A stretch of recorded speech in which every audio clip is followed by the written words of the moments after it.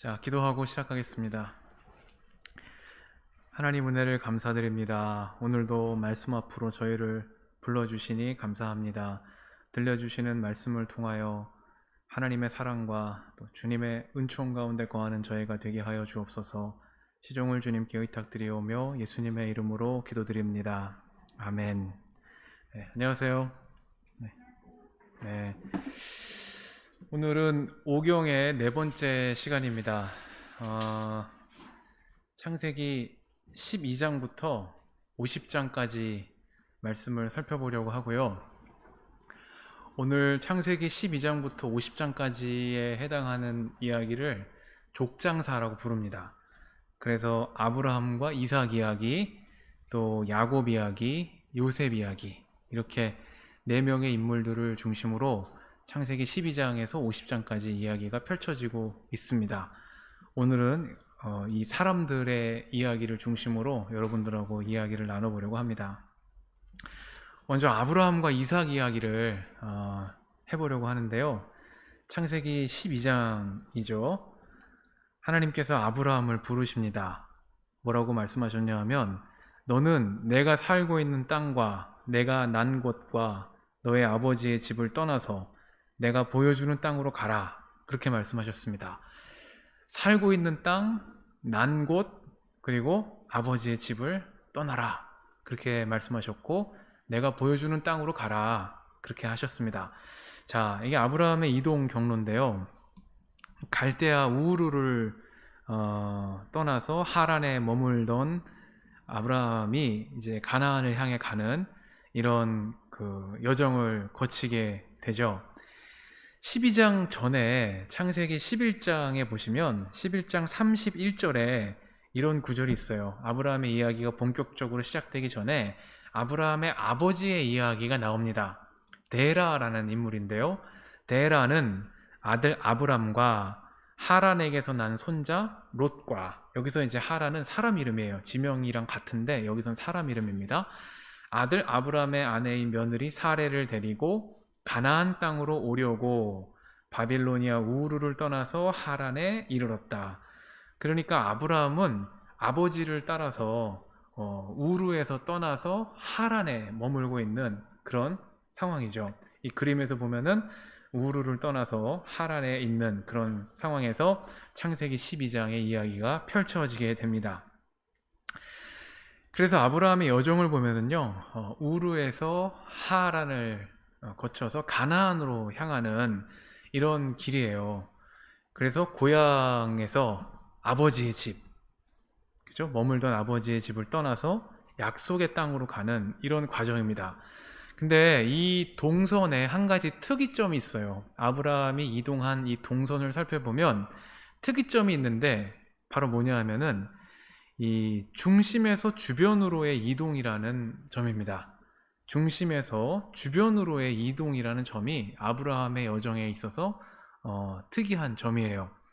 이 우르 지역이라는 거는 그 유프라테스강 하류 지역에서 당시 인류 문명의 발달지였어요. 그래서 수메르 문명의 중심지가 바로 우르였습니다.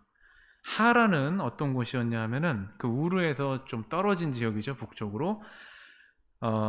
상업지역, 최대의 상업지역이었어요. 그러니까 아브라함은 우르에서 그 문명의 중심에 있었고, 또 하란에서는 풍요로운 상업지대에 있었어요. 근데 거기에 비해서 가나안은 어떤 곳입니까? 척박한 땅이죠. 척박한 땅이에요.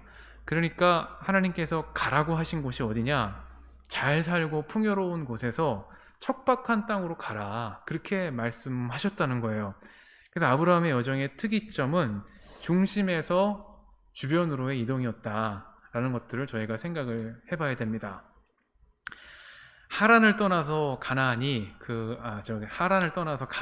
아브라함이 약속을 따라 도착해요. 그때 하란을 떠날 때 나이가 75이었습니다. 그래서 아내와 또 조카 롯과 하란에서 모은 재산과 또 거기서 얻은 사람들을 거느리고 마침내 가나안 땅에 이르게 됩니다. 제가 이 말씀을 이제 준비하다가 갑자기 이런 구절이 떠올랐어요. 사도들이 예수님께 말합니다. 우리에게 믿음을 더하여 주십시오. 이렇게 사도들이 누가복음 17장 5절에서 예수님께 이야기해요. 도대체 무슨 얘기를 했길래 사도들이 믿음을 더하여 주십시오 이렇게 말했을까요? 여러분 혹시 이 장면을 기억하세요? 예전에 이 말씀 이전에 예수님이 이렇게 얘기하셨어요. 너희는 스스로 조심해라. 믿음의 형제가 죄를 짓거든 꾸짖고 회개하거든 용서하여 주어라. 하루에 7번 죄를 짓고 7번 내게 돌아와서 회개하오 하면 너는 용서해 주어야 한다. 그리고 그때 뭐라고 얘기했냐? 사도들이 주님께 말하였다. 우리에게 믿음을 더해 주십시오. 자, 여러분 믿음이라는 건 어떤 거냐라는 거를 예수님이 말씀해 주신 거예요. 우리가 높아지기 위한 길, 또 잘 못 살던 곳에서 잘 살던 곳으로 가기 위해서 필요한 거는 어쩌면 믿음이 아닐 수도 있어요. 그거는 우리가 인간적인 방법으로 도달해야 되는, 물론 그 과정에서도 함께 하시는 하나님의 은총이 있어야 되지만 우리가 정말로 믿음을 더하여 주십시오 라고 요구해야 되는 일은 바로 이런 일이죠. 우리의 한계를 넘어서는 요구들입니다. 7번 죄를 짓고 7번 돌아와서 회개하오 할 때 너는 용서해 주어야 한다. 예수님이 이렇게 말씀하시니까 사도들이 그 말씀을 듣고 우리에게 믿음을 더하여 주십시오 이렇게 얘기했습니다. 아브라함이 왜 믿음의 조상이냐? 아브라함의 여정은요, 보통 사람들이 생각하는 잘 사는 길과는 반대의 길을 걸었기 때문에 아브라함은 믿음의 길을 걸어갔다라고 본 거죠. 평범한 사람이라면 우르와 하란을 떠나서 가나안으로 가지 않습니다. 오히려 가나안에 살던 사람이 우르와 하란으로 오고 싶어 하겠죠.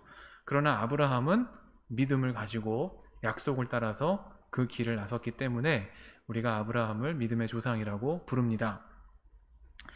그래서 이렇게 아브라함이 주님을 믿으니 아브라함의 그런 믿음을 의로 여기셨다, 그렇게 이야기합니다.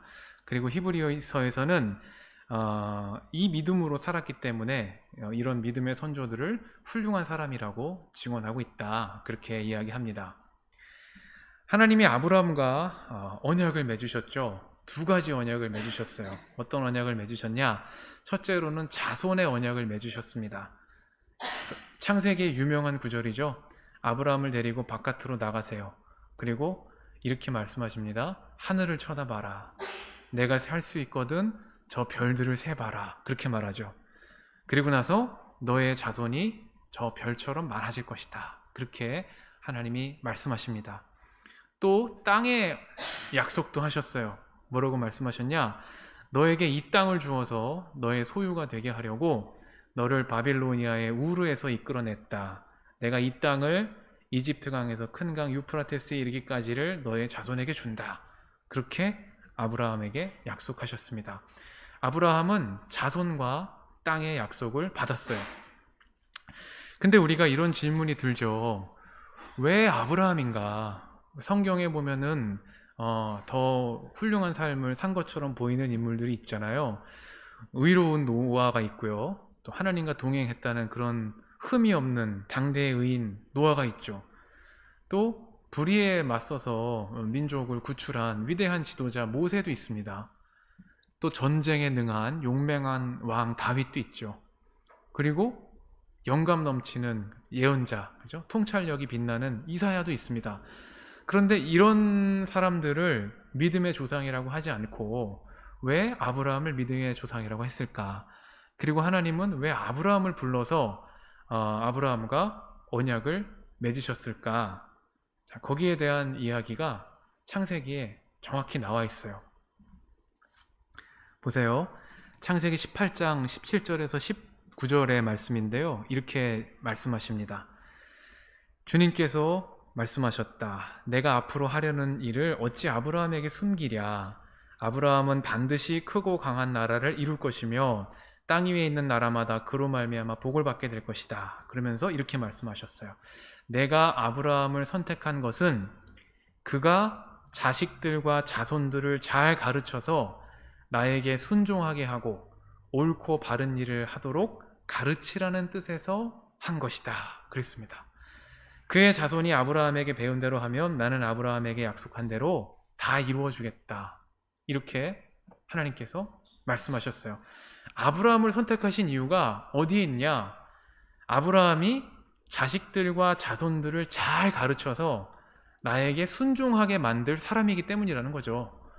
옳고 바른 일을 하도록 잘 가르칠 사람, 그 사람이 바로 아브라함이기 때문에 하나님이 아브라함을 선택하셨다는 이야기예요.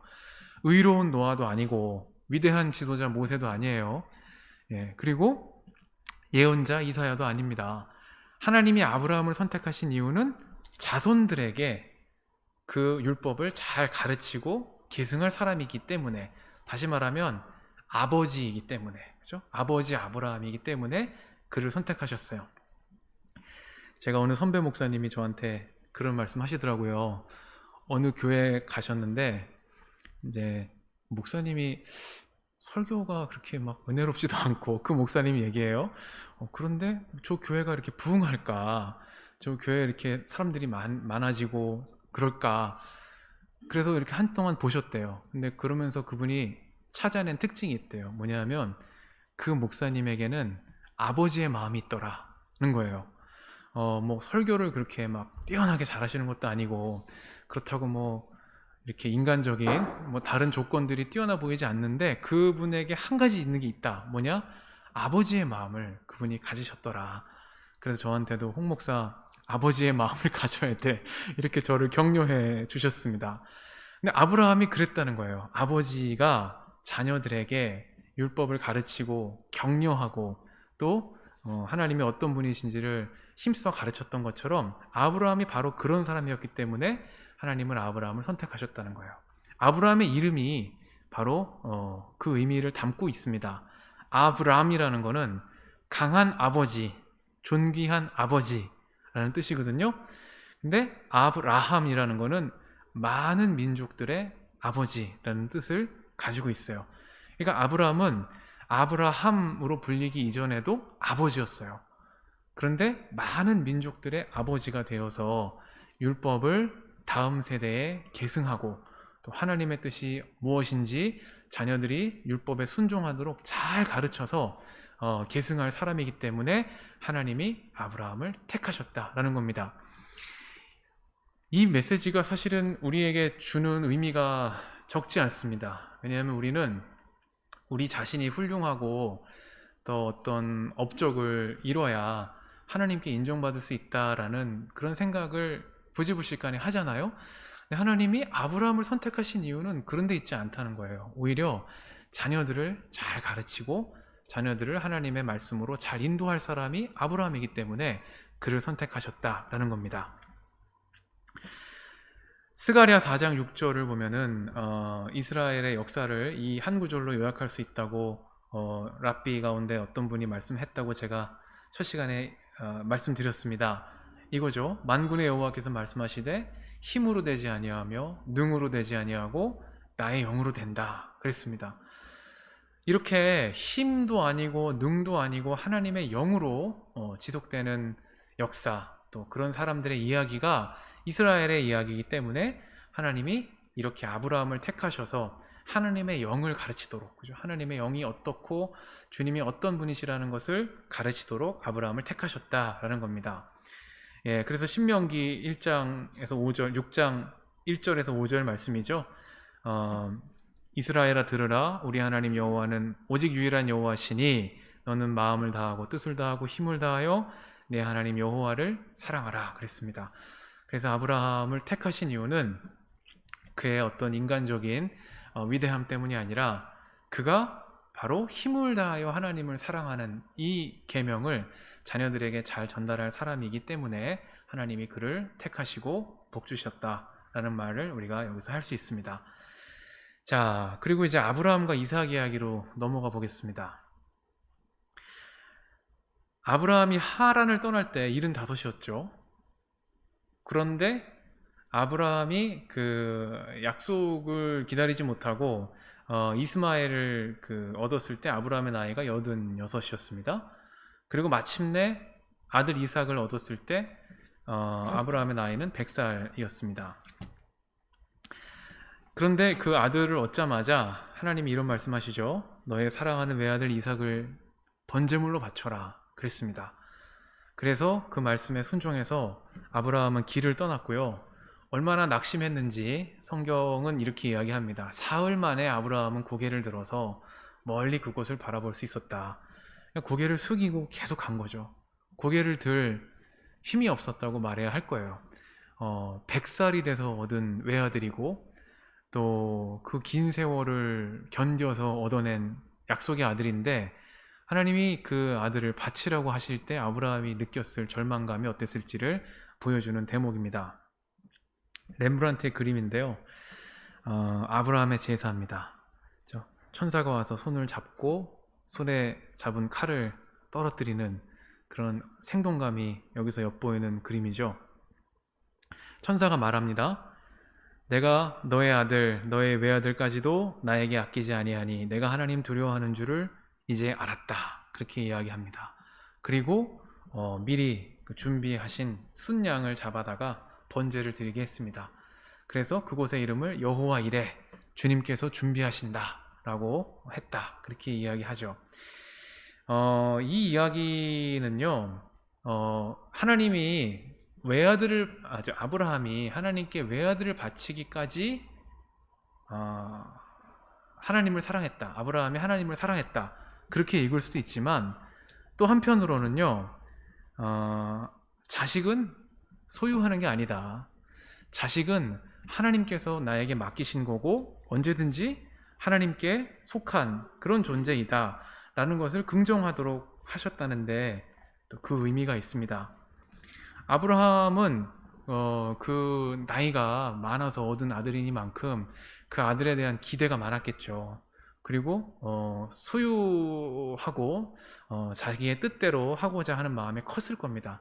근데 하나님은 이삭을 바치라고 하시면서 자식은 소유하는 게 아니라 오히려 그 자식이 자기의 정체성을 발견하고 하나님 안에서 건강한 삶을 살아갈 수 있도록 그 공간을 마련해 주는 것이 부모의 역할이다 라는 것을 아브라함에게 가르쳐 주시기 위해서 이런 시험을 하셨다, 그렇게 말하는 사람들도 있습니다. 또 하나의 관점은 그 당시에 이제 인신제사, 특히 어린아이를 제물로 바치는 고대 근동의 관습이 있었는데 성경은 그것에 대해서 반대한다는 거죠. 그래서 인신제사를 거부하고 대신 동물을 바치게 했던 그런 문화적인 배경이 여기에 또 들어가 있다, 이렇게 해석을 하는 사람들도 있습니다. 자, 그 다음에는 이제 사라의 죽음이에요. 우리가 많은 사람 이야기를 다뤄야 되기 때문에 제가 빨리빨리 넘어가겠습니다. 부족한 부분은 댁에 가셔서 성경을 꼼꼼하게 읽으셔야 됩니다. 자, 그렇게 사라가 아브라함과 함께 평생을 살아왔는데요. 100년하고도 27해를 살다가 사라가 세상을 떠납니다. 그리고 사라가 세상을 떠나면서부터 아브라함 삶에서 변화들이 일어나기 시작해요. 사라가 세상을 떠나자 창세기는 이렇게 이야기하죠. 아브라함이 가서 사라를 생각하면서 곡을 하며 울었다, 그렇게 이야기합니다. 여러분, 아브라함이 왜 울었을까요? 그냥 운 게 아니라 곡을 하며 울었다, 이렇게 성경이 번역하고 있는데 왜 이렇게 비통하게 아브라함이 울었을까요? 사라에게 미안했겠죠. 미안하지 않았겠습니까? 잘 살고 있는 곳에서 나와서 약속의 땅을 향해 간다고 가산과 가족들을 다 데리고 왔는데 거기서 언약의 성취를 사라가 보지 못하고 세상을 떠났을 때 아브라함이 느끼는 공허감, 또 사라에 대한 미안함이 얼마나 컸을까요? 우리 어려서 청개구리 이야기 듣잖아요. 청개구리가 어떻습니까? 엄마 말 안 듣다가 엄마 돌아가시면 그 후회하면서 막 울죠. 네, 아브라함도 이 사랑하는 사라가 세상을 떠난 다음에 그 모든 비통함이 밀려와서 아마 곡을 하며 울지 않았을까, 이렇게 생각이 들어요. 자, 아까 제가 말씀드린 아브라함의 언약이 있죠. 땅과 자손의 언약이 있습니다. 이런 언약을 받았어요. 땅을 너에게 주겠다, 너의 자손에게 준다 그랬어요. 근데 사라가 죽었을 때의 아브라함의 상황은 어떻냐? 여기 보세요. 가나안에 땅이 한 평도 없어요. 땅이 없을 뿐만 아니라 떠돌이 나그네 신세를 면치 못했어요.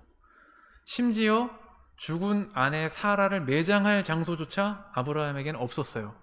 하나님 뭐라고 말씀하셨냐?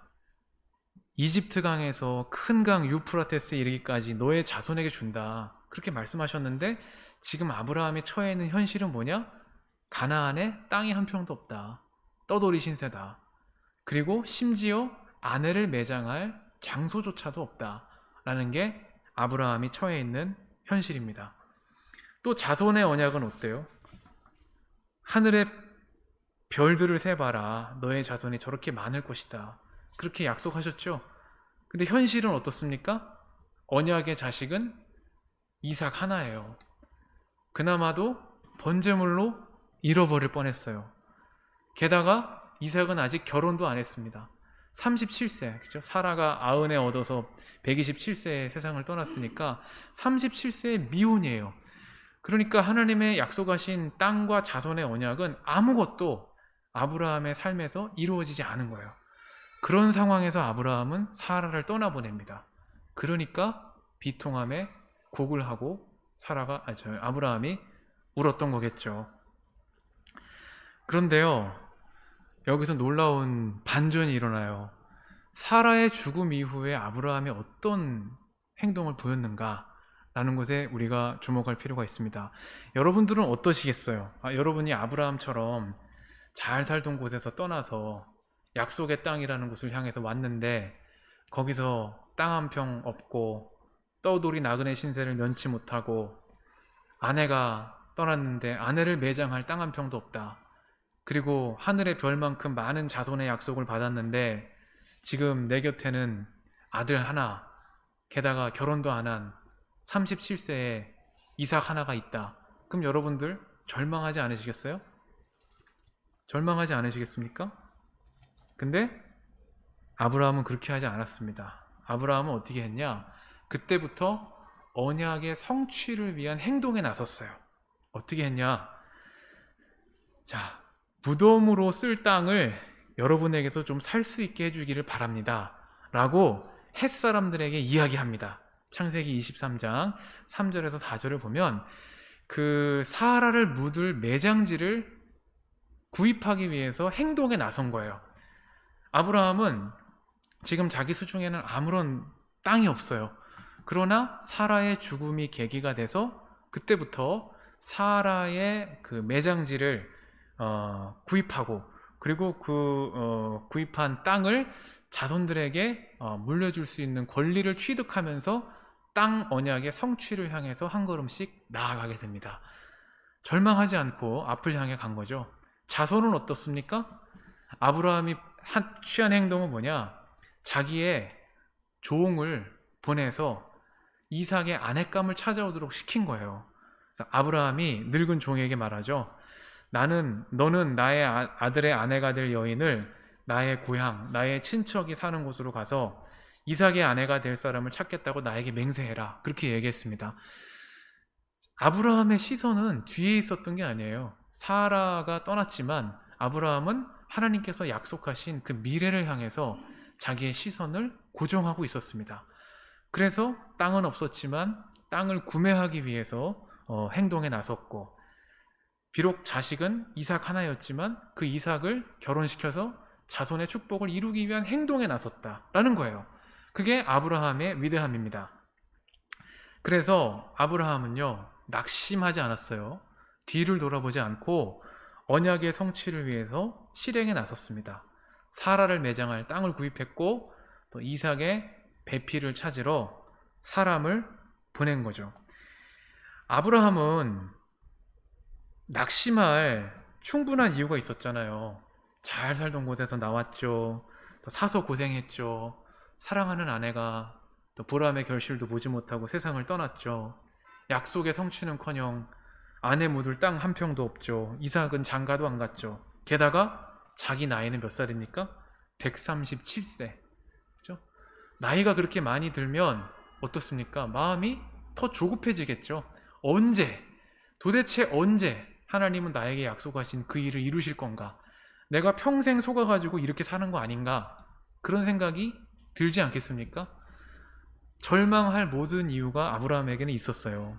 그런데 아브라함은 뒤가 아니라 앞을 내다봤다. 이게 정말 창세기가 우리에게 전달해주고 있는 놀라운 이야기입니다. 성경에 보면 특히 창세기에는 두 명의 뒤를 돌아본 사람이 나와요. 한 명은 누구냐? 지난주에 잠깐 이야기하고 지나간 노아가 있어요. 노아. 의로운 노아고 하나님과 동행하는 노아였지만 홍수 이후에 자신의 모든 것을 잃어버린 그 슬픔을 이기지 못해서 노아는 포도주에 취해서 여생을 마감합니다. 그리고 또 한 명의 뒤를 돌아본 사람이 있는데 바로 누구였냐? 롯의 아내예요. 롯의. 아브라함의 조카 롯의 아내인데 롯의 아내는 소돔과 고모라를 등지고 떠나다가 뒤를 돌아보면서 소금 기둥이 됐죠. 여러분 이런 이야기를 읽을 때 사람이 어떻게 소금 기둥이 돼? 이렇게 읽으면 그거는 성경을 읽는 게 아니라고 제가 말씀드렸습니다. 이 소금 기둥이라는 건 뭡니까? 아무것도 할 수 없는 존재로 굳어져 버린 거예요. 여러분 우리의 과거에 어떤 아픔이 있잖아요. 아픔 없는 사람이 누가 있어요. 근데 그거를 돌아보는 순간 거기에 시선이 고정되는 순간 우리는 한 걸음도 앞으로 나가지 못합니다. 소금 기둥이 되고 말아요. 그렇죠? 뒤를 돌아봤던 노아가 포도주에 취해서 여생을 마감하고 또 약속의 땅을 향해서 전진해야 하는 롯의 아내가 뒤를 돌아보고 소금 기둥이 된 것처럼 우리도 그렇다는 거죠. 근데 아브라함은 그렇게 하지 않았다는 거예요. 그래서 아브라함이 믿음의 조상이다. 자녀들에게 율법을 잘 가르쳤을 뿐만 아니라 아브라함의 시선은 항상 언약을 향해 있었기 때문이다라는 겁니다. 앞에 있는 하나님의 약속을 바라보면서 믿음을 향해 나아간 사람이 바로 아브라함이다라는 겁니다.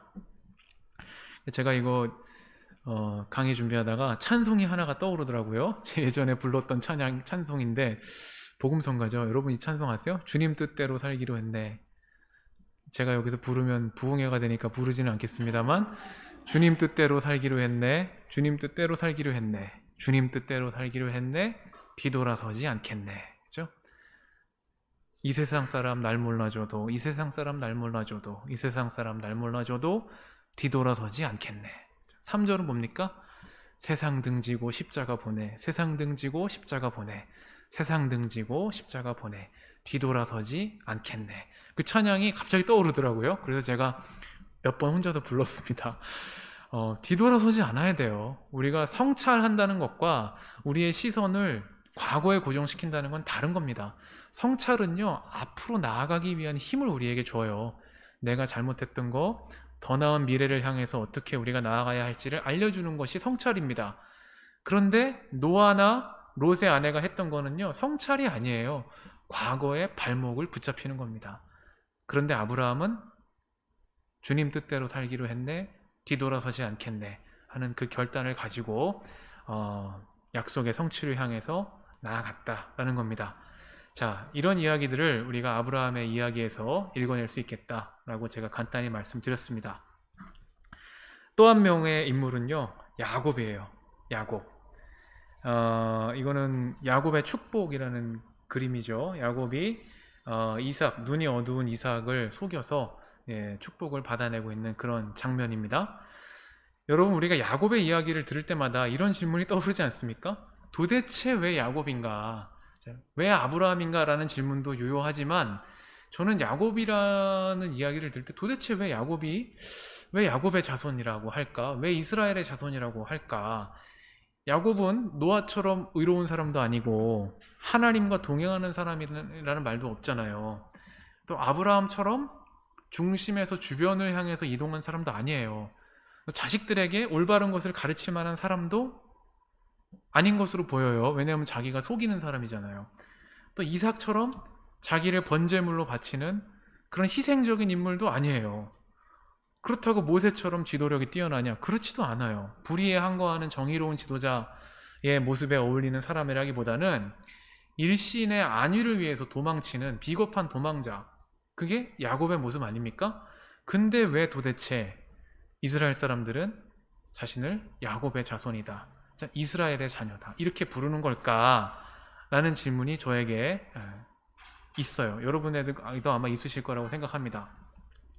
자, 야곱이 이렇게 이삭을 속여서 축복을 받아내니까 리브가의 마음이 급해졌어요. 리브가의 마음이 급해져서 야곱에게 이야기합니다. 하란에 계시는 라반 외삼촌에게 가라. 그죠? 라반에게 가라. 너는 얼마 동안 외삼촌 집에 머물러라. 그리고 나서 형의 분노가 풀리면 거기를 떠나서 돌아오라고 내가 전가를 보내마. 어찌 내가 하루에 자식 둘을 다 잃겠느냐. 이러면서 야곱을 피신시킵니다. 여러분 이제 오늘 제가 그 이야기는 담지 못했습니다만 야곱이 이렇게 떠나가지고 무지 고생을 하죠.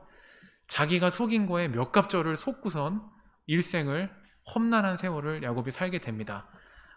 라반을 만나서.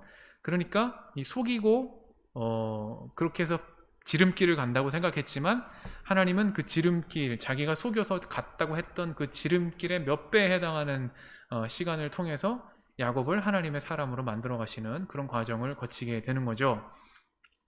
자, 그래서 야곱이 이렇게 도망하는 중에 하란으로 가다가 어떤 곳에 이르렀어요.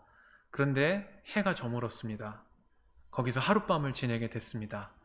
편히 누울 곳이 없었기 때문에 돌 하나를 주워서 베개로 삼았고 누워서 잠을 자다가 꿈을 꿨어요. 그 꿈이 이런 거죠. 땅에 층계가 있고 꼭대기가 하늘에 닿아 있고 하나님의 천사들이 층계를 오르락내리락 하는 그런 꿈을 꾸게 됩니다. 샤갈의 그림인데요. 아마 여러분 한 번쯤 보셨을 거예요. 야곱의 꿈을 그린 거죠. 하늘을 오르락내리락 하는 이 천사들을 봤습니다. 그리고 나서 야곱은 음성을 들어요. 뭐라고 음성을 듣냐? 나는 너의 할아버지 아브라함을 보살펴준 하나님이야. 나는 너의 아버지 이삭을 보살펴준 하나님이야.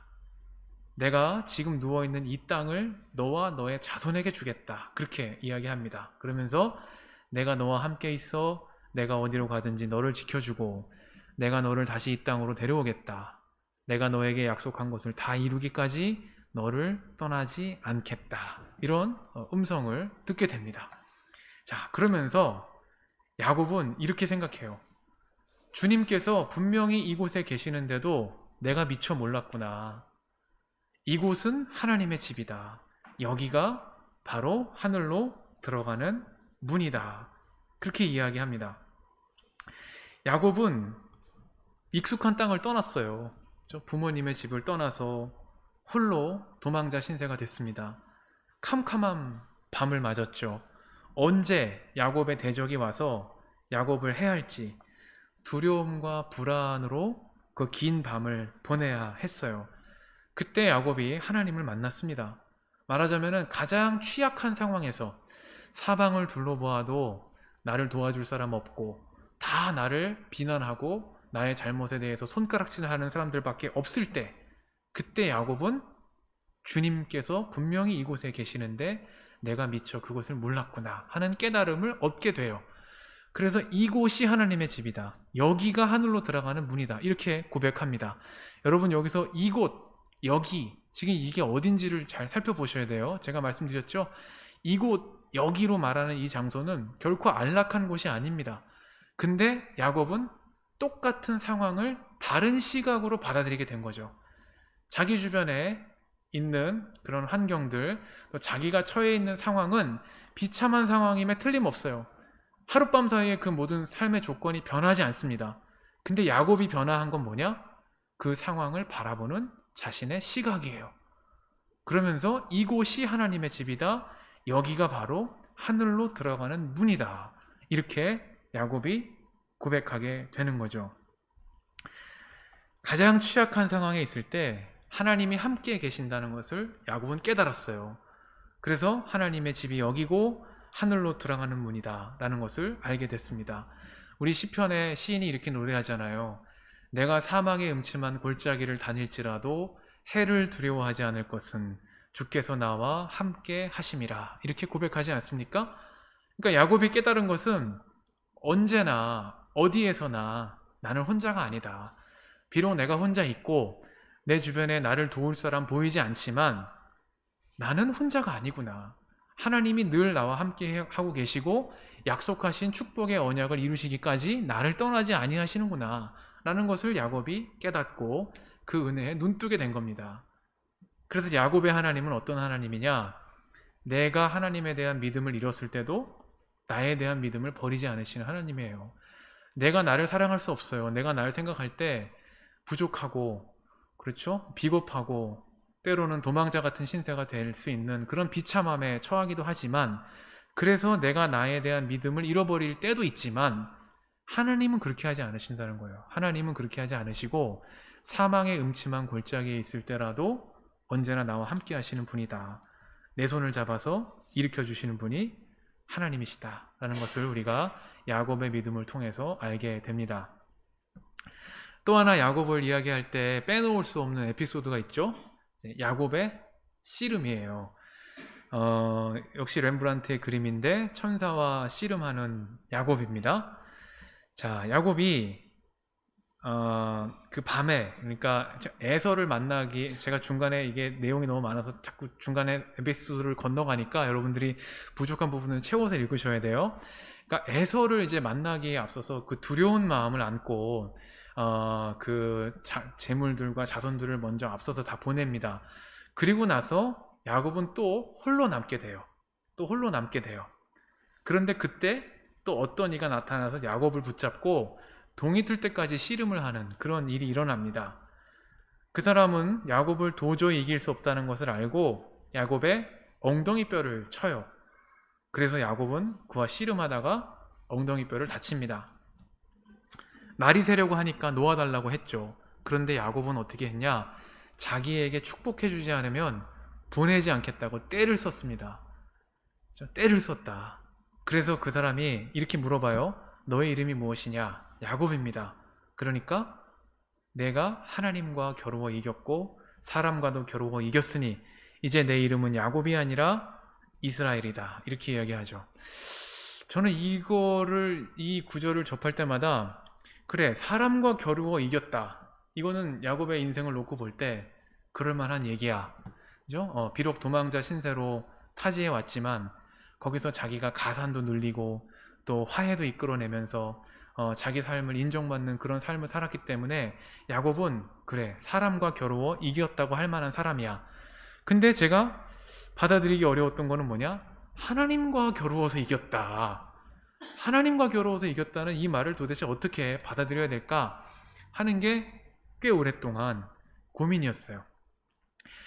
한때 이 말씀은 이런 해석을 하기도 했어요. 우리가 하나님 앞에 어떤 거를 간절히 요구해가지고 하나님과 씨름해서 이겨야 된다. 그렇죠? 하나님의 뜻을 그냥 주시옵소서 이렇게 하면서 이겨야 하나님께 우리가 축복을 얻어낼 수 있다. 이렇게 이제 해석을 하기도 했습니다. 저는 그게 아주 틀린 해석이라고 생각하지 않아요. 그러나 그렇게만 보기에는 하나님의 뜻에 순종하는 게 더 복일 텐데, 그죠? 우리가 하나님 뜻에 순종해야지 왜 하나님을 이기려고 하지? 하는 그런 또 질문이 한편에서 저에게 있었기 때문에 하나님과 겨루어 이겼다라는 이 구절이 잘 들어오지 않았습니다. 그러다 제가 힌트를 얻은 게 있어요. 이 사람 누구냐면 요람 하존이라는 유대인 철학자예요. 성서학자이기도 한 사람인데요. 요람 하존이가 이런 말을 합니다. 야곱은 그에게 던져진 듯한 숙명을 거부하고 스스로와 그 후손들을 더 좋은 삶으로 인도하기 위해 기꺼이 큰 모험을 한 사람이다. 그리고 그 모험은 하나님의 명백한 뜻으로 보이는 것과 반대로 나가는 것도 포함했다. 다른 문화권에서는 신성 모독에 해당하는 것이 유대민족의 상징으로, 그리고 성서적 신앙의 불가사의로 승화된다. 양치기적 민족, 비록 운명 지어진 대로 우주의 질서를 이 사람들은 거부하고 그것들이 그들과 같은 주변인의 윤리학의 요구에 맞춰서 왜 변화될 수 없는지를 묻는다 그랬습니다. 말이 조금 어려울 수 있는데 쉽게 말하면 주어진 운명을 그대로 받아들이는 사람들이 아니라는 거예요. 히브리 민족의 그 고대 히브리어에는요, 운명이라는 낱말이 없답니다. 네, 제가 성서학을 공부하다가 알게 된 건데 운명이라는 것을 나타내는 말이 없대요. 하나님이 우리 삶을 함께 하시지만 그 함께 하시는 삶은 주님과 동행하며 우리에게 만들어가는 것이고 하나님께서 우리로 하여금 그 일을 하게끔 이끌어 가시는 거예요. 아브라함을 보세요. 아브라함, 사라가 떠났을 때 아무것도 없었지만 아브라함이 그 일을 향해서 행동할 때 하나님이 아브라함의 언약을 이루어 주시잖아요.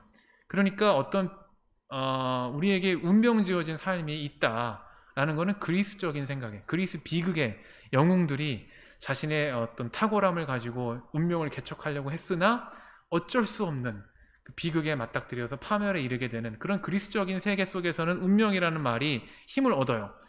그런데 히브리 문화에서는 그런 운명이라는 것은 없다는 거예요. 하나님과 함께하는 삶만이 있다. 그래서 요람 하조니 같은 사람들이 이야기하는 건 뭐냐?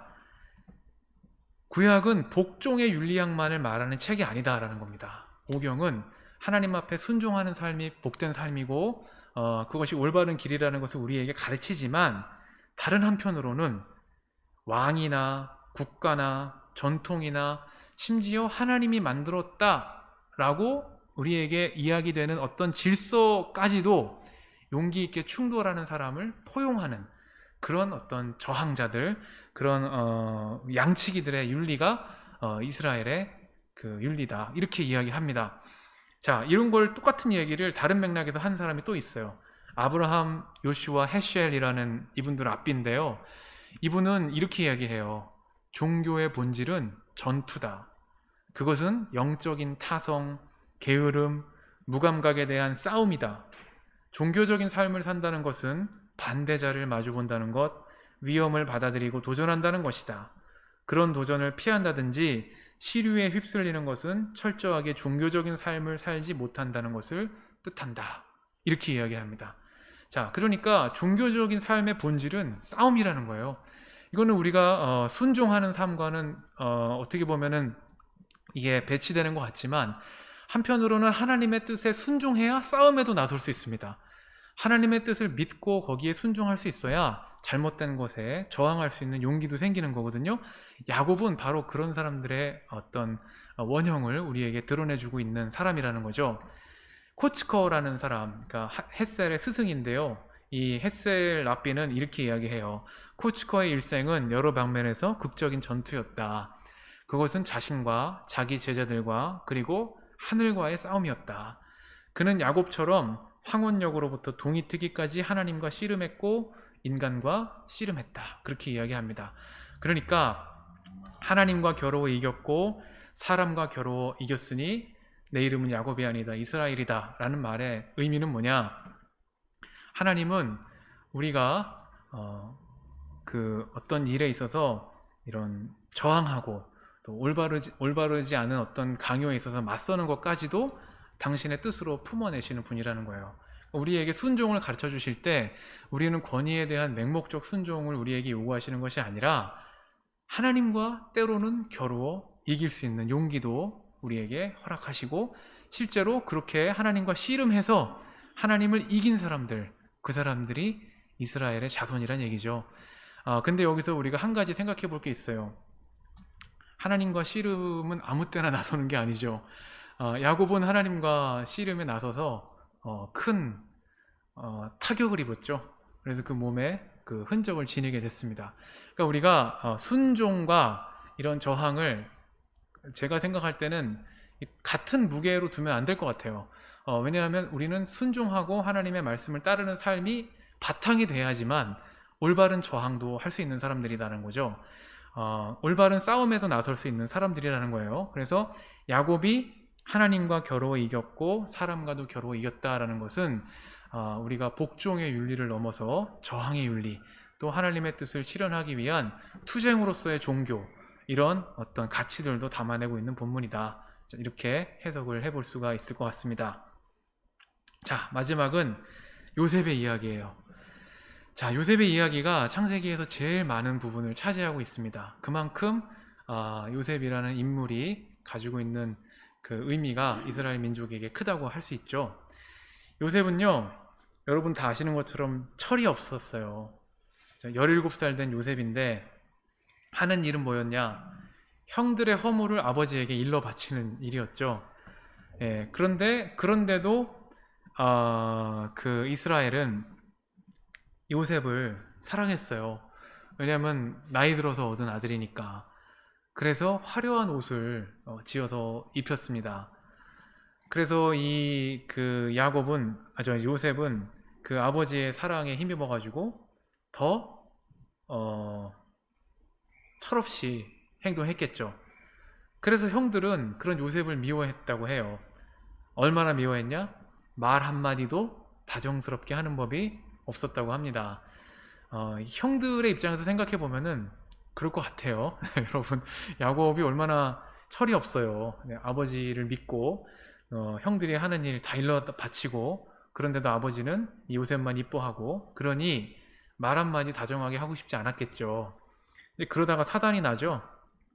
어떤 일이 일어나냐? 어, 요셉을 죽이기로 했는데 형제들 사이에 우리 죽이지는 말자. 우리 피부친데 죽이지는 말고 그냥 팔아 넘기자. 이렇게 해가지고 요셉이 은수문양에 이집트로 팔려가게 됩니다. 그리고 거기에서 보디발이라는 사람의 집으로 팔려가게 되죠. 아시다시피 바로의 신하고 경호대장이었던 사람입니다. 여기서 요셉은요, 보디발의 신임을 얻어요. 어떤 과정을 거쳐서 신임을 얻게 됐는지는 모르겠지만 이 옥동자로 살던 요셉이 타지에서 철이 들었겠죠. 그래서 이렇게 살다가는 이제는 내가 정말 그야말로 뼈도 못 추리겠다 라고 정신이 버쩍 들었는지 모르겠습니다. 그래서 보디발은 요셉을 신임했어요. 이러면서 보디발의 아래에서 행정적인 어떤 관리로서의 실무들을 익혀나가게 됩니다. 그러다가 또 문제가 생기죠. 요셉과 보디발의 아내라는 그림입니다. 이 그림을 보면 요셉은 이렇게 몸을 뒤로 기울여서 도망치려고 하지만 보디발의 아내는 요셉의 옷을 잡고 있어요. 그리고 결국에는 그 겉옷이 증거물이 돼서 무고한 요셉이 감옥에 갇히는 그런 또 일을 겪게 됩니다. 요셉은 외모가 준수하고 잘생겼다고 해요. 그런데 이 보디발의 아내가 요셉을 계속 유혹했습니다. 근데 요셉은 내가 어떻게 하나님을 거역하는 죄를 저지를 수 있습니까? 하면서 이 보디발 아내의 끈질긴 유혹을 뿌리치게 돼요. 그리고 아예 그 여인과 함께 있지도 않았다. 그렇게 이야기합니다. 그런데 이 여인은 이런 요셉을 보고 더 화가 났습니다. 그래서 보디발의 아내가 요셉을 모함하게 됩니다. 이거를 이제 한 그림으로 제가 이야기하고 넘어가는데, 렘브란트가 역시 그렸어요. 그래서 보디발의 아내에게 모함당하는 요셉의 그림인데, 이 요셉이 그 잘못이 없음에도 불구하고 정말 억울한 일을 그렇게 겪게 되죠. 그러면서 감옥에 갇히고 거기에서 또 간수장의 신임을 얻게 됩니다. 이런 과정을 거쳐서 요셉은 두 번 인생의 나락으로 떨어지게 되죠. 한 번은 형들에게 팔려서, 또 한 번은 보디발의 아내에게 억울하게 모함을 당해서 인생의 나락으로 떨어지게 됩니다. 자, 그리고 나서 거기서 만나는 시종장들이 있습니다. 그 술을 빚어서 바치는 관원이 있었고, 또 한 사람은 이제 음식을 바치는 그런 관원이었는데, 요셉은 이제 그 사람들의 꿈을 해석을 해주게 되고요. 그 술잔 올리는 사람은 살아나고 빵 굽는 사람은 처형될 거다라는 그 꿈의 해석이 그대로 이루어지게 되면서 나중에 훗날 이제 바로의 꿈을 해몽하게 되는 그런 기회를 얻게 되죠. 요셉이 시종장에게 이렇게 이야기해요. 시종장께서 잘 되시는 날에, 그죠? 바로 곁에 있는 사람이잖아요. 왕 곁에 있는 사람이니까 일종의 이렇게 청탁을 하는 거죠. 나를 기억해 주시고 나를 따로 생각해 주시기를 바랍니다. 그리고 바로에게 나의 사정을 말씀드려서 나도 이 감옥에서 풀려나게 해주시기를 바랍니다. 그랬죠. 그동안 요셉은 별다른 적극적인 행동을 보이지 않았어요. 그죠? 채색 옷을 입힌 것도 아버지였고, 그 다음에 애굽으로 팔려나가게 만든 것도 형들이었어요. 그리고 감옥에 갇힌 것도 요셉이 잘못한 게 아니라 보디발의 아내의 모함에 의해서 갇힌 거예요. 요셉의 삶은 수동적인 어떤 일들의 연속이었어요. 그런데 이제 요셉은 자기의 삶의 태도를 바꿔서 나를 기억해 주시고 따로 생각해 주시기 바랍니다. 이렇게 적극적으로 요청하게 됩니다. 그런데 술잔 올리는 시종장은 요셉을 기억하지 못했다. 그렇게 이야기합니다. 이 이야기를 우리는 이제 글로 읽고 있습니다만, 이야기로 듣는 사람들은 귀를 기울였겠죠. 우리야 성경이 흔하니까 다 이야기를 알고 있습니다만, 이거를 입에서 입으로 전달하는 시대에는 도대체 요셉이 어떻게 됐을까? 그 이야기하는 사람이 입에 모든 시선이 쏠리지 않았겠습니까? 근데 안타깝게도 시종장은 요셉을 기억하지 못했다. 그렇게 이야기합니다. 두 번이나 얘기해요. 그는 요셉을 잊고 있었다. 아주 그냥 못 박죠. 그로부터 만 2년이 지나서 바로가 꿈을 꿨다. 그러니까 요셉은 언제 자기가 여기서 나갈지, 이 억울함이 언제 끝날지 기약을 할 수 없는 상황에서 이만큼의 시간이 지나갔다는 거예요. 근데 그 가운데에서도 하나님은 요셉과 함께 하셨다라는 겁니다. 자, 창세기 39장에 보면은 주님께서 요셉과 함께 계셔서 라는 말이 계속해서 반복되고 있어요. 몇 번 반복되고 있냐? 39장 2절이에요. 한번 같이 보실까요? 자, 39장 2절에 이렇게 되어 있습니다. 주님께서 요셉과 함께 계셔서 앞길이 잘 열리도록 그를 돌보셨다. 요셉은 그 주인 이집트 사람의 집에서 살게 되었다. 또 39장 3절 보세요. 그 주인은 주님께서 요셉과 함께 계시며 그랬죠. 또 39장 21절 한번 보세요. 뭐라고 얘기했냐? 주님께서 그와 함께 계시면서 돌보아 주시고 그랬습니다. 그 다음에 마지막으로 39장 23절 보세요. 자, 그렇게 된 것은 주님께서 요셉과 함께 계시기 때문이며 그랬습니다. 자, 39장 한 장에서 주님께서 요셉과 함께 계시다라는 말이 4번이나 나와요. 4번이나. 4번이나 등장하고 있습니다. 요셉이 이런 삶의 고난을 겪고 지금 언제 그 고난에서 벗어날 수 없는 상황 가운데 있지만 성경은 그런 상황 가운데 있는 요셉을 두고 뭐라고 얘기하냐? 주님께서 요셉과 함께 계셔서 이렇게 말하고 있어요.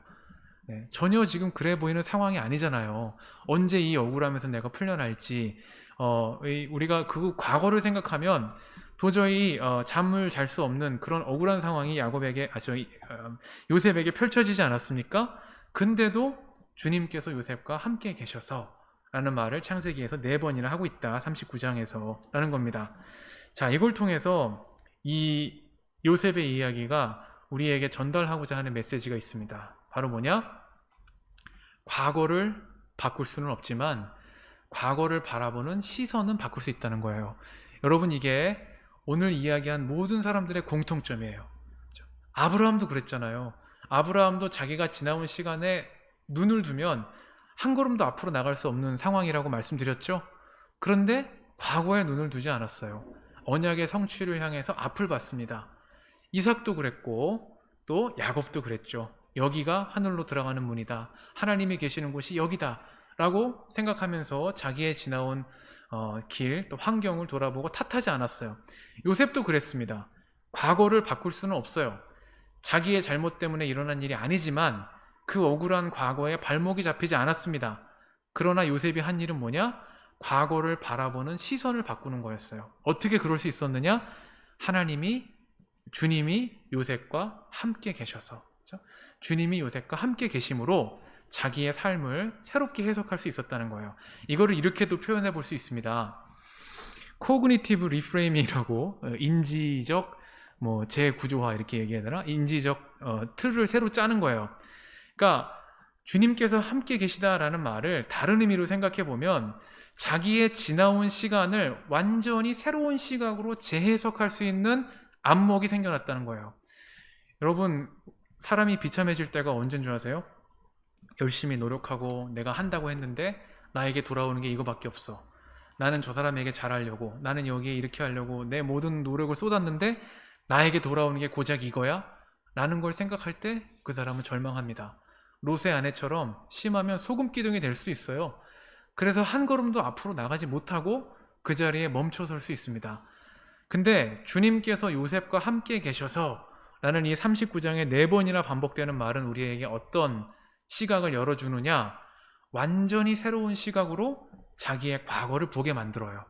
그래서 인지적으로 새로운 틀을 짜게 만듭니다. 자, 그래서 제가 생각하는 창세기에서 가장 멋진 말인데요. 요셉이 이렇게 이야기해요. 창세기 45장 4절 이하의 얘기예요. 내가 이제 형님들을 만났어요. 형님들이 이집트로 팔아넘긴 그 아우입니다. 그러나 이제는 걱정하지 마십시오. 자책하지도 마십시오. 형님들이 나를 이곳에 팔아넘기긴 하였습니다만 그것은 하나님이 형님들보다 앞서서 나를 여기 보내셔서 우리의 목숨을 살려주시려고 그렇게 하신 것입니다. 그죠? 여러분, 이게 바로 요셉이 자기의 과거를 재해석해내는 힘이에요. 그때 나를 그렇게 했지. 내가 그때 얼마나 무섭고 외롭고 두려웠는 줄 알아? 너 잘 만났다. 너 이제 내가 복수할 거야. 그렇게 이야기하지 않고 요셉은 뭐라고 이야기했습니까? 형님들이 나를 이곳에 팔아넘기긴 했습니다만 그 사실은 잊지 않았어요. 사실은 잊어버리지 않았어요. 용서했지만 사실은 기억했어요. 그러나 그걸 가지고 어떻게 했냐? 인지적으로 재해석했어요. 하나님이 형님들보다 나를 앞서서 여기에 보내신 거다. 그래서 나뿐만 아니라 우리의 목숨을 살려주시려고 하나님들이 형님들을 통해서 그렇게 하신 거다. 요셉은 자기 삶을 그렇게 재해석했습니다. 그래서 계속해서 이렇게 말해요. 하나님이 나를 형님들보다 앞서서 보내신 것은 하나님이 크나큰 구원을 베푸셔서 형님들의 목숨을 지켜주시려는 것이고 형님들의 자손을 이 세상에 살아남게 하시려는 것입니다. 그러므로 실제로 나를 이리로 보낸 것은 형님들이 아니라 하나님이십니다. 이렇게 얘기합니다. 형님들이 보냈잖아요. 그죠? 죄를 따지자면 이 형님들 당장에 지금 죽어도 할 말 없잖아요. 근데 요셉은 뭐라고 이야기하냐? 나를 이리로 보낸 건 형님들이 아니라 하나님이십니다. 하나님이 나를 이리로 보내셔서 바로의 아버지가 되게 하시고 온 집안의 최고 어른이 되게 하시고 이집트 통치자의 온 땅의 통치자로 세우신 것입니다. 자, 여기도 다 수동형이죠. 내가 맞다가 아닙니다. 나를 보내셔서, 그죠? 그다음 내가 아버지가 됐다가 아니에요. 아버지가 되게 하시고, 그 다음에 최고의 어른이 됐다가 아닙니다. 최고의 어른이 되게 하시고, 또 내가 권력을 주었다가 아니에요. 통치자로 세우셨다. 자, 요셉은 이 세월의 질곡을 거치는 동안 하나님이 누구신지를 알게 된 거예요. 그리고 주님이 함께 계실 때 나의 삶이 어떻게 변화한다는 것을 이제는 요셉이 알게 된 겁니다. 여러분, 지난 시간에 제가 하와에 대해서 이야기하면서도 드렸던 말씀이 있죠. 하와가 자식을 낳았을 때 하나님의 도우심으로 내가 얻었다 그랬어요. 근데 아벨이 에서에게 죽임을 당하는 그 아픔을 겪은 다음에는 하와의 고백이 어떻게 변했습니까? 그렇죠? 하나님이 허락하셨다. 그렇게 변한 거예요. 내가 얻었다가 아니라 하나님이 허락하셨다.